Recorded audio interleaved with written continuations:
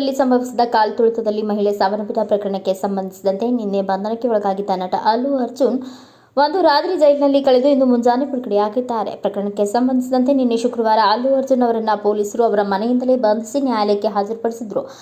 ಅವರಿಗೆ 14 ದಿನಗಳ ನ್ಯಾಯಾಂಗ ಬಂಧನಕ್ಕೆ ವಹಿಸಲಾಗಿತ್ತು. ಆದರೆ ಸಂಜೆ ವೇಳೆಗೆ ತೆಲಂಗಾಣ ಹೈಕೋರ್ಟ್ನಿಂದ ಅಲ್ಲು ಅರ್ಜುನ್ಗೆ ಮಧ್ಯಂತರ ಜಾಮೀನು ದೊರೆತಿತ್ತು. ಜಿಲ್ಲಾಧಿಕಾರಿಗಳ ಕೈಗೆ ಜಾಮೀನು ಪತ್ರ ಸಿಕ್ಕಿದ್ದು ತಂದೆ ಅಲ್ಲು ಅರ್ಜುನ್ ಅರವಿಂದ್ ಜೊತೆ ಅಲ್ಲು ಅರ್ಜುನ್ ಹೊರಟಿದ್ದಾರೆ.